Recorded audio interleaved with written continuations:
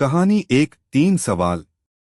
महाराजा अकबर बीरबल की हाजिर जवाबी के बड़े कायल थे। उनकी इस बात से दरबार के अन्य मंत्री मन ही मन बहुत जलते थे। उनमें से एक मंत्री, जो महामंत्री का पद पाने का लोभी था, ने मन ही मन एक योजना बनाई। उसे मालूम था कि जब तक बीरबल दरबार में मुख्य सलाहकार के रूप में है, उसकी यह इच्छा कभी पूरी नहीं हो सकती। एक दिन दरबार में अकबर ने बीरबल की हाजिर जवाबी की बहुत प्रशंसा की। यह सब सुनकर उस मंत्री को बहुत गुस्सा आया। उसने महाराज से कहा कि यदि बीरबल मेरे 3 सवालों का उत्तर सही दे देता है तो मैं उसकी बुद्धिमत्ता को स्वीकार कर लूंगा, और यदि नहीं तो इससे यह सिद्ध होता है कि वह महाराज का चापलूस है। अकबर को मालूम था कि बीरबल उसके सवालों का जवाब जरूर दे देगा, इसलिए उन्होंने उस मंत्री की बात स्वीकार कर ली। उस मंत्री के 3 सवाल थे। आकाश में कितने तारे हैं? धरती का केंद्र कहाँ है? सारे संसार में कितने स्त्री और कितने पुरुष हैं? अकबर ने फौरन बीरबल से इन सवालों के जवाब देने के लिए कहा और शर्त रखी कि यदि वह इनका उत्तर नहीं जानता है तो मुख्य सलाहकार का पद छोड़ने के लिए तैयार रहे। बीरबल ने कहा, तो सुनिए महाराज। पहला सवाल। बीरबल ने एक भेड़ मंगवाई और कहा, जितने बाल इस भेड़ के शरीर पर हैं, आकाश में उतने ही तारे हैं। मेरे दोस्त, गिनकर तसल्ली कर लो, बीरबल ने मंत्री की तरफ मुस्कुराते हुए कहा। दूसरा सवाल। बीरबल ने जमीन पर कुछ लकीरें खींची और कुछ हिसाब लगाया। फिर एक लोहे की छड़ मंगवाई गई और उसे एक जगह गाड़ दिया, और बीरबल ने महाराज से कहा, महाराज, बिल्कुल इसी जगह धरती का केंद्र है, चाहे तो आप स्वयं जांच लें। महाराज बोले, ठीक है, अब तीसरे सवाल के बारे में कहो। अब महाराज, तीसरे सवाल का जवाब बड़ा मुश्किल है, क्योंकि इस दुनिया में कुछ लोग ऐसे हैं जो ना तो स्त्री की श्रेणी में आते हैं और ना ही पुरुषों की श्रेणी। उनमें से कुछ लोग तो हमारे दरबार में भी उपस्थित हैं, जैसे कि ये मंत्री जी। महाराज, यदि आप इनको मौत के घाट उतरवा दें तो मैं स्त्री पुरुष की सही सही संख्या बता सकता हूं। अब मंत्री जी सवालों का जवाब छोड़कर थर-थर कांपने लगे और महाराज से बोले, महाराज, बस मुझे मेरे सवालों का जवाब मिल गया। मैं बीरबल की बुद्धिमानी को मान गया हूँ। महाराज हमेशा की तरह बीरबल की तरफ पीठ करके हंसने लगे और इसी बीच वह मंत्री दरबार से खिसक लिया। एक बार बादशाह अकबर किसी व्यापारी के पास से तोता खरीद कर लाए। वह तोता देखने में अत्यंत सुंदर था और उसकी बोली भी बड़ी मीठी थी। अकबर ने उस तोते की रखवाली के लिए एक सेवक को नियुक्त कर दिया और उसे साफ हिदायत दे दी कि अगर तोता मरा तो तुम्हें मृत्यु दंड दे दूंगा, और इसके अलावा जिसने भी अपने मुंह से कहा कि तोता मर चुका है, उसे भी मौत की सजा मिलेगी। इसलिए तोते की रखवाली अच्छे से करना। सेवक तोते को लेकर चला गया और बड़े उत्साह से उसकी देखभाल करने लगा। उसे कहीं ना कहीं यह डर सता रहा था कि अगर कहीं बादशाह का तोता मरा तो उसकी जान पर बन आएगी। और फिर एक दिन ऐसा ही हुआ। तोता अचानक मर गया। अब सेवक के हाथ पांव फूलने लगे। उसे बादशाह अकबर की कही बात याद थी। वह तुरंत दौड़कर बीरबल के पास गया और पूरी बात बताई। बीरबल ने उस सेवक को पानी पिलाया और कहा, चिंता मत करो, मैं बादशाह से बात करूंगा।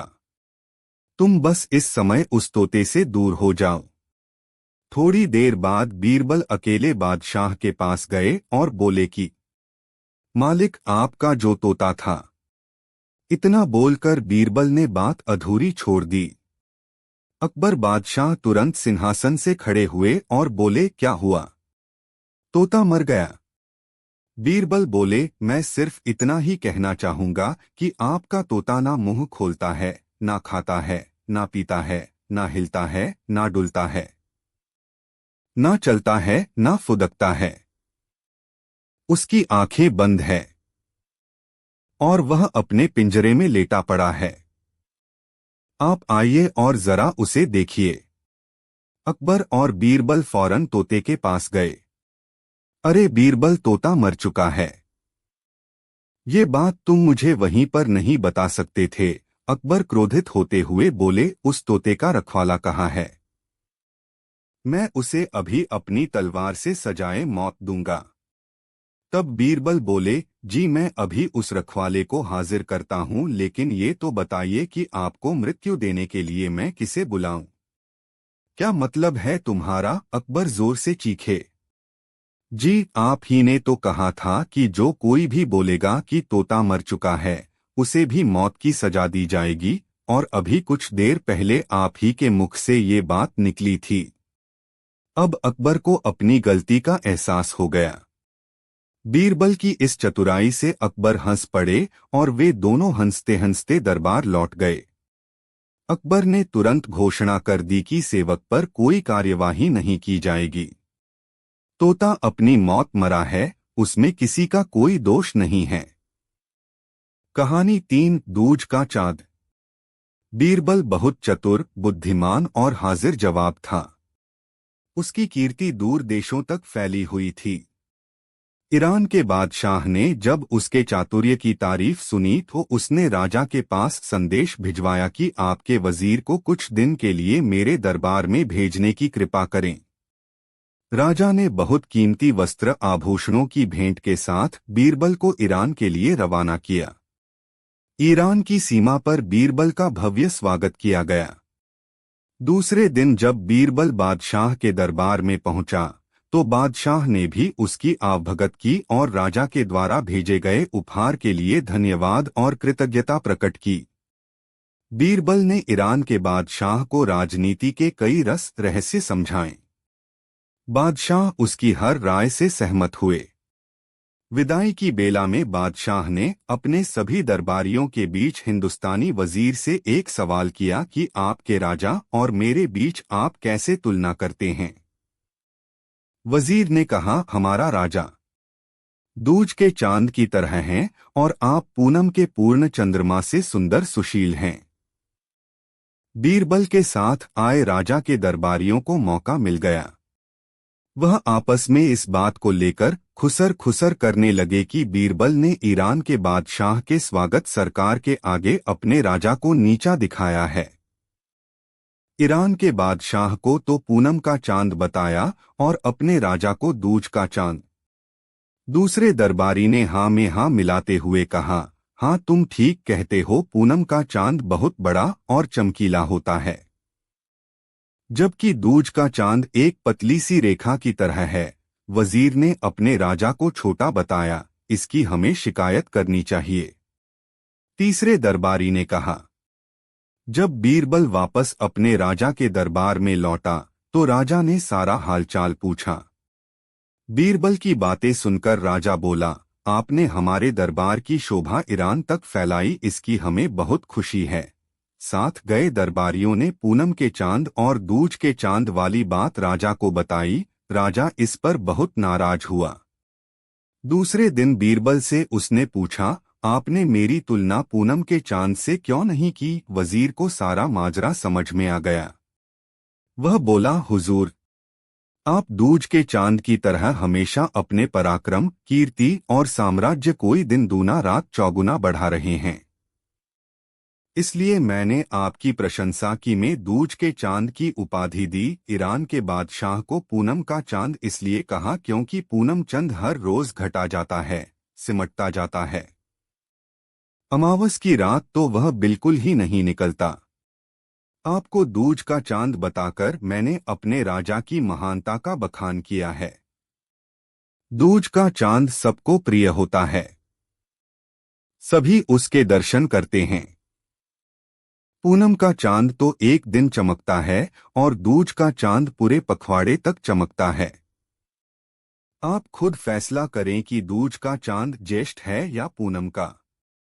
राजा ने कहा, हाँ दूज का चांद। और अपने बीरबल की बात सुनकर राजा खुश हुआ।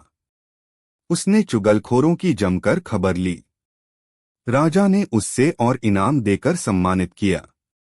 कहानी 4 धोखेबाज काजी।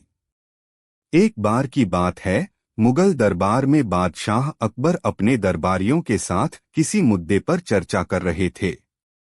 उसी समय वहां एक किसान अपनी फरियाद लेकर आया और बोला, महाराज न्याय करो, मुझे इंसाफ चाहिए। यह सुनकर बादशाह अकबर बोले कि क्या हुआ? किसान बोला, महाराज मैं एक गरीब किसान हूँ। कुछ समय पहले मेरी पत्नी का निधन हो गया और अब मैं अकेला रहता हूँ। मेरा मन किसी भी काम में नहीं लगता है। इसलिए एक दिन मैं काजी साहब के पास गया। उन्होंने मन की शांति के लिए मुझे यहाँ से काफी दूर स्थित एक दरगाह में जाने के लिए कहा। उनकी बात से प्रभावित होकर मैं दरगाह जाने के लिए तैयार हो गया, लेकिन साथ ही मुझे इतने वर्षों तक मेहनत करके कमाए सोने के सिक्कों के चोरी होने की चिंता सताने लगी। जब मैंने यह बात काजी साहब को बताई तो उन्होंने कहा कि वह सोने के सिक्कों की सुरक्षा करेंगे और उसके वापस आने पर लौटा देंगे। इस पर मैंने सभी सिक्के एक थैली में डालकर उन्हें दे दिए। एहतियात के तौर पर काजी साहब ने मुझे थैली पर मुहर लगाने को कहा। बादशाह अकबर बोले, अच्छा तो फिर क्या हुआ? किसान ने कहा, महाराज मैंने मुहर लगाकर थैली उन्हें दे दी और दरगाह के दर्शन करने यात्रा पर चला गया। फिर जब कुछ दिनों बाद वापस आया तो काजी साहब ने थैली वापस दे दी। मैं थैली लेकर घर लौटा और उसे खोला तो उसमें सोने के सिक्कों की जगह पत्थर थे। मैंने इस बारे में काजी साहब से पूछा तो उन्होंने गुस्से में कहा कि तुम मुझ पर चोरी का इल्जाम लगाते हो। इतना कहकर उन्होंने अपने नौकरों को बुलाया और मुझे मार मार कर वहां से भगा दिया। किसान ने रोते हुए कहा, महाराज मेरे पास जमा पूंजी के नाम पर बस वही सोने के सिक्के थे। मेरे साथ न्याय करें महाराज। किसान की बात सुनकर बादशाह अकबर ने बीरबल को मामला सुलझाने के लिए कहा। बीरबल ने किसान के हाथों से थैली लेकर उसे अंदर से देखा और महाराज से थोड़ा सा समय मांगा। शहंशाह अकबर ने बीरबल को 2 दिन का समय दिया। घर जाकर बीरबल ने एक फटा हुआ कुर्ता अपने नौकर को दिया और कहा, इसे अच्छे से रफू करवा कर लाओ। नौकर कुर्ता लेकर चला गया और कुछ देर बाद उसे रफू करवा कर वापस आ गया। बीरबल कुर्ते देखकर खुश हो गए। कुर्ता इस प्रकार से रफू किया गया था कि मानो फटा ही न हो। यह देखकर बीरबल ने नौकर से उस दर्जी को बुलाकर लाने को कहा। नौकर कुछ ही देर में दर्जी को लेकर आ गया। बीरबल ने उससे कुछ पूछा और वापस भेज दिया। अगले दिन बीरबल दरबार पहुंचे और सैनिक से काजी व किसान दोनों को दरबार में लेकर आने का आदेश दिया। इसके बाद कुछ ही देर में सैनिक काजी व को भी बुलाने के लिए आया। यह सुनते ही काजी के होश उड़ गए। दर्जी के आते ही बीरबल ने उससे पूछा, क्या काजी ने तुम्हें कुछ सिलने के लिए दिया था? तब दर्जी ने कहा, कुछ महीने पहले मैंने इनकी सिक्कों वाली थैली को सिया था। इसके बाद जब बीरबल ने जोर देकर काजी से पूछा तो उसने डर के मारे सब कुछ सच सच बता दिया। काजी ने कहा, महाराज मैं एक साथ इतने सारे सोने के सिक्के देखकर लालची हो गया था, मुझे माफ कर दो। बादशाह अकबर ने काजी को आदेश दिया कि वह किसान को उसके सोने के सिक्के लौटाए और साथ ही काजी को 1 वर्ष कारावास की सजा सुनाई। इसके बाद एक बार फिर सभी ने बीरबल की बुद्धि की भूरी भूरी प्रशंसा की। सीख, कभी लालच नहीं करना चाहिए और न ही किसी के साथ धोखा करना चाहिए।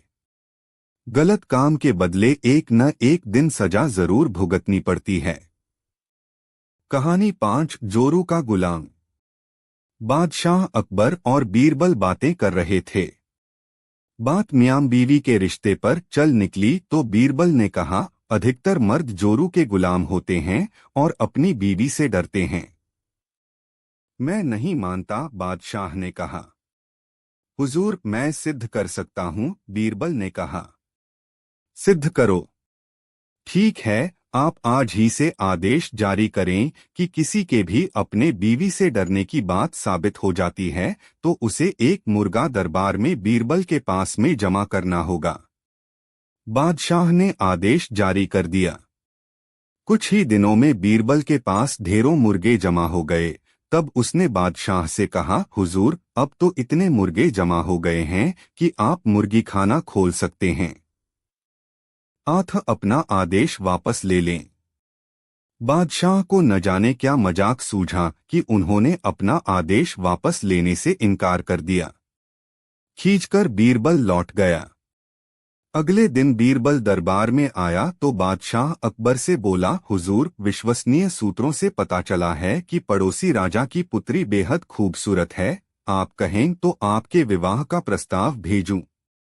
यह क्या कह रहे हो तुम? कुछ तो सोचो। जनाना खाने में पहले ही दो हैं। अगर उन्होंने सुन लिया तो मेरी खैर नहीं। बादशाह ने कहा, हुजूर, 2 मुर्गे आप भी दे दें। बीरबल ने कहा। बीरबल की बात सुनकर बादशाह अब तो आन पड़ी है। उन्होंने तुरंत अपना आदेश वापस ले लिया। करने की आदत थी। एक दिन उन्होंने नगर के सेठों से कहा, आज से तुम लोगों को पहरेदारी करनी पड़ेगी। सुनकर सेठ घबरा गए और बीरबल के पास पहुंचकर अपनी फरियाद रखी। बीरबल ने उन्हें हिम्मत बंधाई।